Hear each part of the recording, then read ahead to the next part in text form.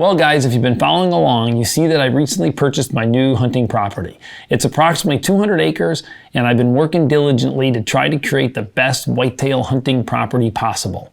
Now of course, there's a lot of different projects that I have in mind, but because I just bought the property, I was limited with some of the things I could initially do due to a CRP agreement I was in. So I started off tackling the smaller projects.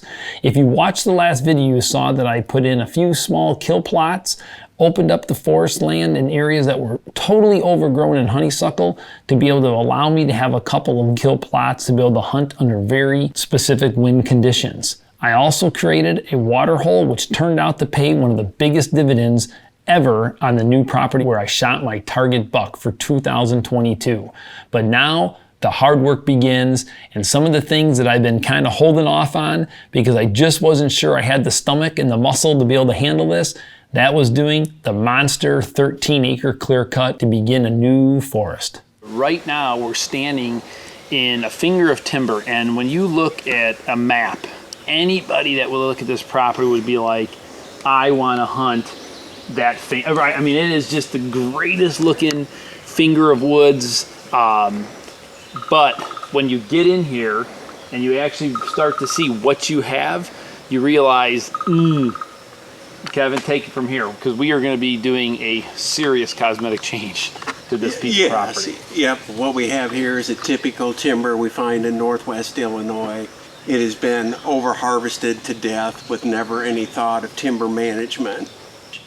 So by doing a heavy harvest, all marketable This is where trees, Kevin is preparing me for the so I don't freak out. It's not just one tree here and one tree there, it is all mature trees. So as it usually goes after the harvest, as soon as the loggers pull out, it looks horrible. Tree tops, debris, exposed dirt. That's when we usually have a little heartburn as, you know, a landowner.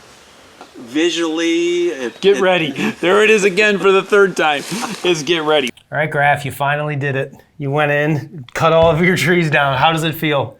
You know what? Now it feels great. But I got to tell you, Justin, at the time, it is frightening. It's probably one of the scariest things that I think a guy can do on a piece of property. Don't be giving me a look. See, as soon as I say scary, I don't know. I don't own a piece of property, so you say this, and I just like I can't.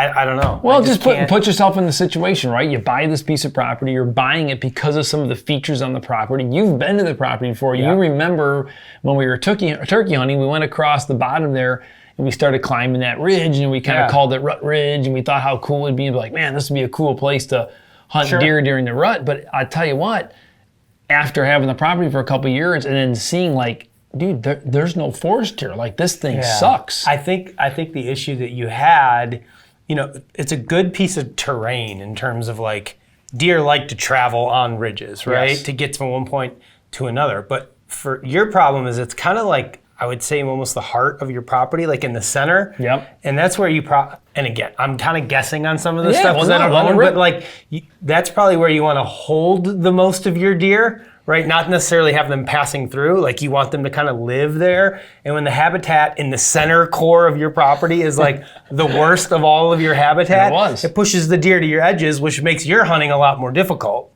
So it makes sense. It'll be interesting for us to watch along over the next couple seasons and see how it changes the deer movement, maybe the quantity of deer that you see, how they're accessing like your different food sources. Like it literally changes the landscape of everything that's happening on your property. There's no doubt, Justin. And I mean, I think the key is once you get over the frightening stage of it is like when you're walking around the forest here and you're literally like, hey, are we going to keep this one? Are we going to keep this one? Like, this isn't a TSI program. This isn't going in and just hinge cutting a few trees and letting them fall over and creating some extra bedding area. This is 100% going in. Did they cut the whole ridge? They're gone. Like from your property line to the end of the ridge, they cut everything? Well, that's a great question. We can get there. So if you can imagine the ridge, right, and you were on it, let's just assume the ridge was this big, right? We only did basically 13 acres, which is approximately 3/4 of the ridge. Okay. Now, what we did strategically is we left the top rim of trees, kind of when you and I walked to the top, we're in that top, we left that top rim as kind of being like still a great corridor for the deer to kind of work along that top corridor. Of course. Because everything's gonna get so thick on, the part that we did a complete clear cut. On. They are all gone. Okay, there might be 1 or 2 trees that they just kind of didn't want to cut because they looked like they would probably kill them if they did cut it. I mean, the widowmakers. Dude, it's a dangerous job. I mean, when you watch this footage and you're watching it now and you're seeing these guys cutting these trees and this piece of equipment going in there dragging them. I mean, seriously, I've been on skid steers and other pieces of equipment on small angles before, dude. And you're that's a steep hill. Yeah, your butt's kind of like, it is nerve wracking for sure. And yes, to answer your question, they're gone. I mean, the trees are gone. Well, in this particular case, that's a great question. I was able to sell some of the timber. So the forester comes in, he literally marks every single tree. They figure out which ones are, they can actually make money from and they can actually are worth purchasing. Some of them aren't, and they end up just kind of cutting them down and they just lay there.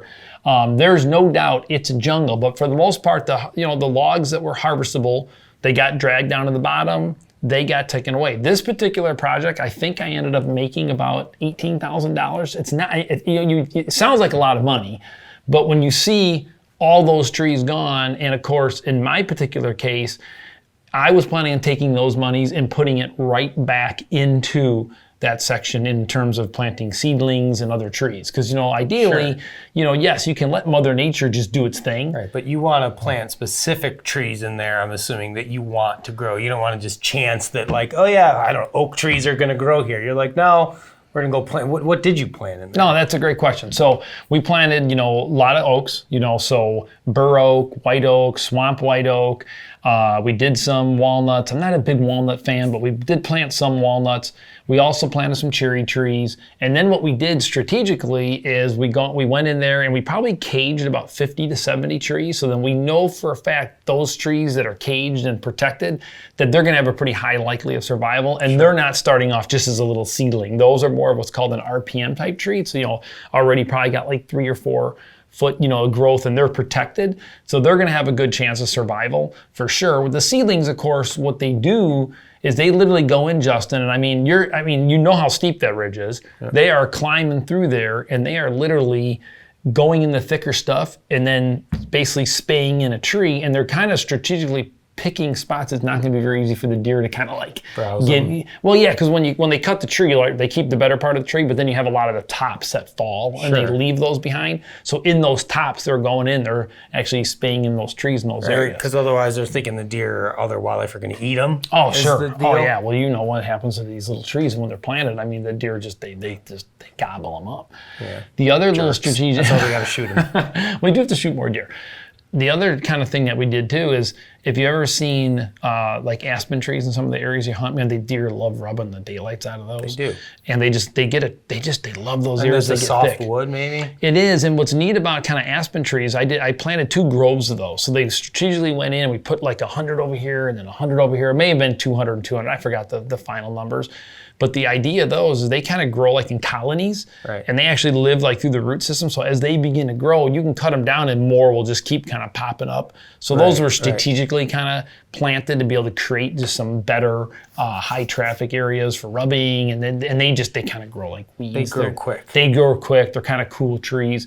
And then we did 2, the one tree that we find on my property quite a bit is hazelnut. So the one native shrub that it seems like we find a lot was hazelnut. So we're like, you know what, let's just go with the hazelnuts because there's already a lot of them growing. So they must do well in the soil. So we went ahead and did 2 big kind of groves of hazelnut too. So total tree plantings and seedlings, I mean, I think we did well over 2,500 of them. So sounds like a lot. Well, I wonder what the survival rate is. I don't know. Yeah, well, even if that's a great question. I don't really know what this immediate survival rate is. I would say though, with how they planted them and where they planted them, I think they're going to do pretty well.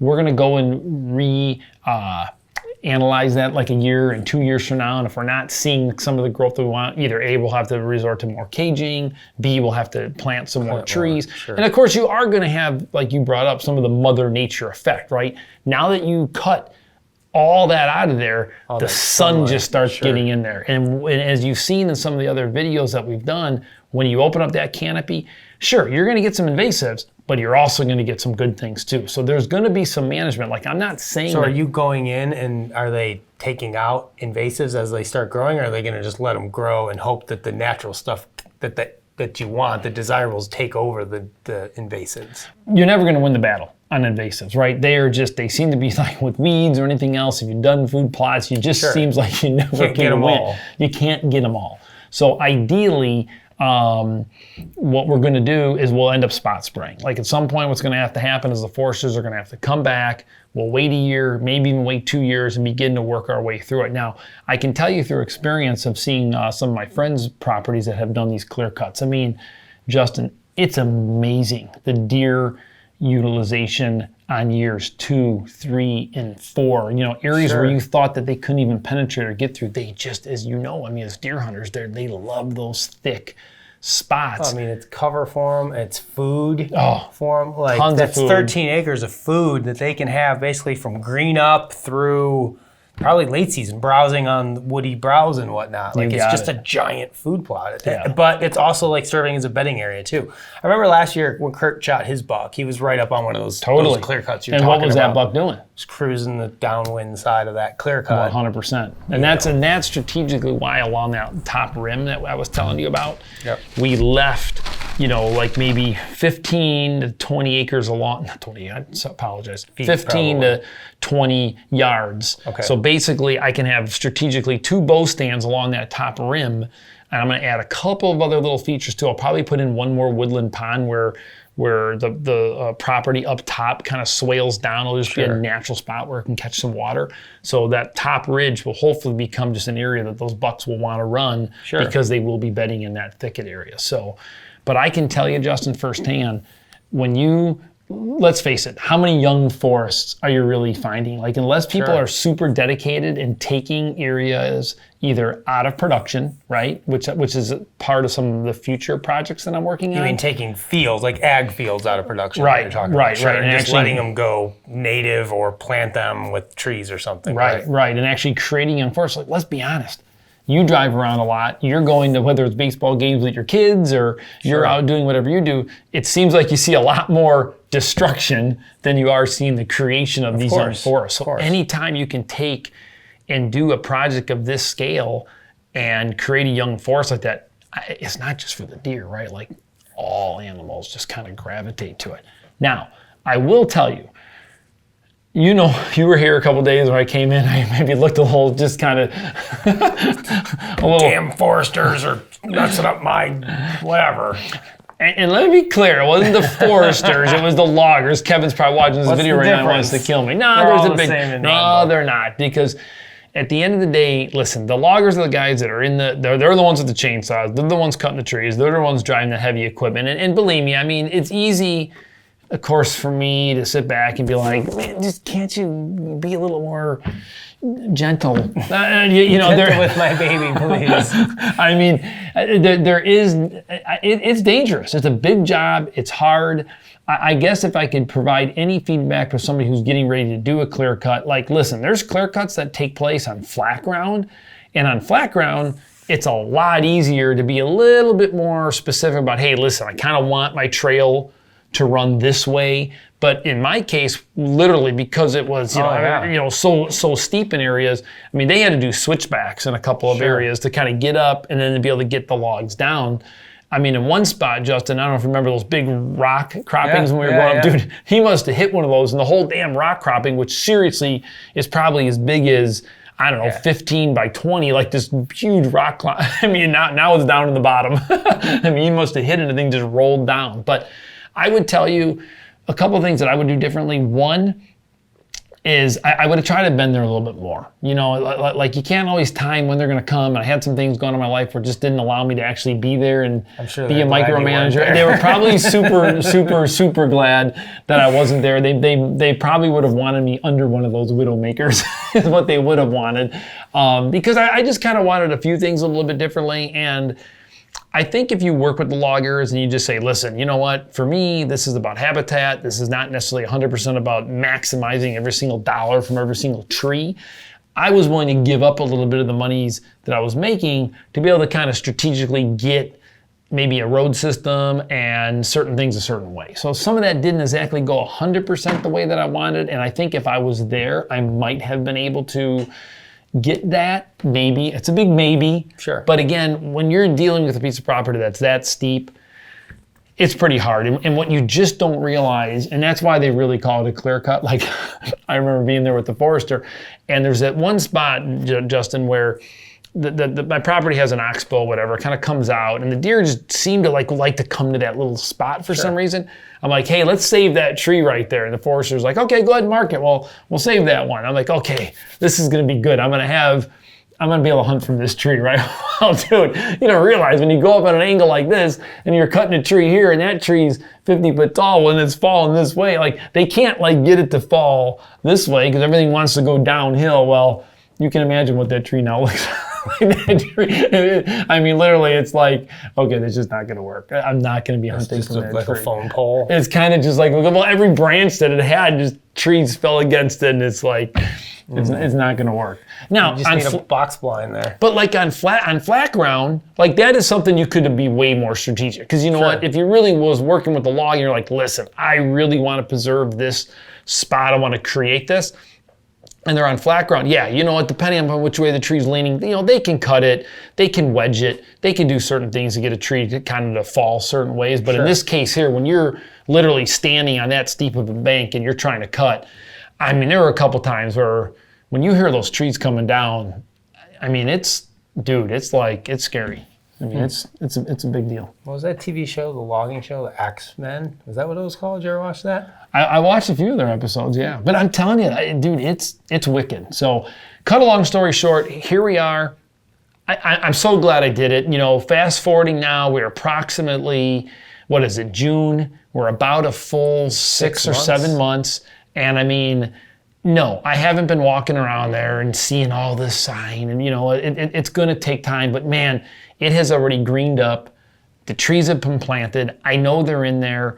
And it's already beginning to get thick. You know, this year, like I said, it's going to be a lot of the, you know, just annoying, you know, stuff that's going to go in there. Of course, your honeysuckle is going to start to kind of take over, and we're going to have to start kind of working out some plans for that. But I can already see a year and 2 years from now how absolutely beneficial this spot is going to be. Awesome. Well, it will be interesting, I think, to just follow along, see how things go over the next couple of years. Hopefully they go well. Yeah, I mean, you know, you asked a question in the beginning that I think was kind of interesting and I think was critical, and that's, you know, like you want to kind of try to get your deer in the center of your property and so forth. And there's no doubt this particular piece of property is super cool. It is a great goal, right? Try to keep your food in the middle, right? Like, you know, try to, you know, like why would you go put a food plot like on the edge of the property where maybe a neighbor can just sit right on the edge of the property, right? Like some of that stuff doesn't make sense. Sometimes you don't have a choice. You don't have a choice, you know, but in this particular case, yeah, it is in the center. The bad news is, and as you know, with where that ridge is laid out, like my entry as they're laying up there, like literally they're like, they can just a mile away. Yeah, that's one of the hardest parts. So access, right? They say access is everything on a piece of property. Totally. You know, in properties that have good access, people will often refer to them as hunting bigger, right, than they actually are. Like, oh, this is an 80, but it hunts a lot bigger because the access is really good or whatever. I can hunt more of it without spooking deer. Like in your case, especially like you were saying, you noticed that once the leaves came down and you really were exposed, trying to get to that back piece of your property, it's impossible. Without spooking every deer in the area. Like it doesn't happen. Yeah, so I mean, for me, I'm not sure that I'll be able to get the full benefit like you're talking about in terms of, you know, yes, I'll get the benefit if it's going to get thicker.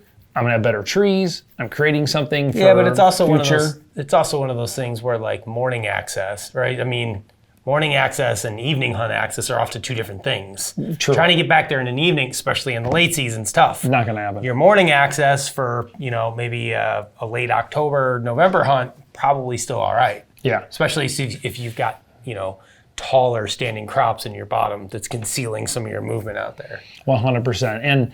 And I do know at the end of the day, when it comes to these different projects, like it's not just all about, you know, trying to like create the perfect scenario, because sometimes you're just not going to be able to. For me, this was an area where if I didn't do something, it was only going to keep getting thinner. I'm not doing anything beneficial for the property. And my goal ultimately on this piece of property is I really am trying to take almost every little, you know, acre of the property and try to improve it in some way, form, or fashion. The other thing I think people sometimes lose sight of, because I know I have in the past, is like when you're improving even this section of your property, it doesn't have to be something that like you're directly hunting on top of in order to be a general improvement for the whole property. The amount of deer that you're seeing, the way that they use it, the frequency that they use it. Yeah, great point. You know what I'm saying? Like you can be a ridge over from the clear cut. You don't have to be in the clear cut or next to the clear cut to still take advantage of the deer that are going to and coming from it. For sure. You know, and that's where sometimes we're so like micro oriented. Like I'm gonna plant this food plot and I'm gonna hunt on top of it and shoot a deer in it. We want to see that instantaneous result from that. You know, where again, in your reality, it's like Amazon Prime, man. Of course, today, but for today, you, have it tonight. It's even. more about like an overall improvement of the whole thing. It's like this, you know, not to use like a cheesy buzzword, but like this synergistic approach to like all these things working together to improve the entire piece of property. Yep. Even if it means you don't directly hunt on that 13-acre chunk of it. That's you correct. know. Yeah. So, well, listen, if you own big pieces of property or you even have 40 acres, I remember my dad had the property in Wisconsin. We did a clear cut on that piece, and I saw the massive improvements even that property had. It does make a big difference, but it is a lot of work. It is frightening. It does require you to have to take a deep breath, and it's tough. I mean, I'm not gonna lie, but I can tell you now, 6 months into it, seeing everything green up, cutting in a couple paths for me to be able to hunt some different areas, like Justin said, a couple morning spots that I think can be really good, where in the darkness I can kind of get in there, and hopefully as they're leaving some of those bottom areas, they're gonna come up and be on that ridge. I might be able to slip right on top of them, because one thing about that ridge, there's a couple flat spots, and there's no doubt those flat spots, after they did the clear cut, where do you think the beds were?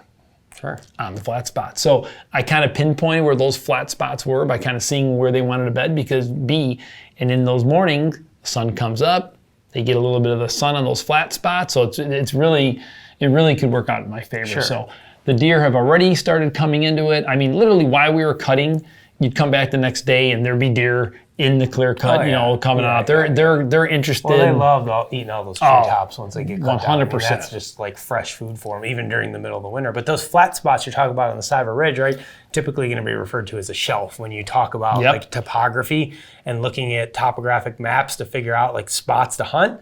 So, I mean, that's just like proof positive that like those things are real. They are 100% and those are real. areas that everybody should be honing in on. Whether it's a clear cut or not a clear cut, for me, I use, in the areas like that have topography, like around here, we don't, right? Everything's pretty flat around home. You get a couple hours west, you get into that topography, and that's when being able to use your topographic maps to find saddles and find those shelves and those benches really comes 100%. in handy. Again, whether it's a clear cut or not, like you're just basically reinforcing the fact that like, hey, we cut all this stuff down, and when we went in there, we looked like, sure enough, that's where all the deer were right at. where they were. So yeah, next up though, you'll have to stay tuned as I really dive into some even bigger projects. I was fortunate enough to get approved for an EQIP program where an EQIP program. You'll have to wait till the next video to learn more about EQIP.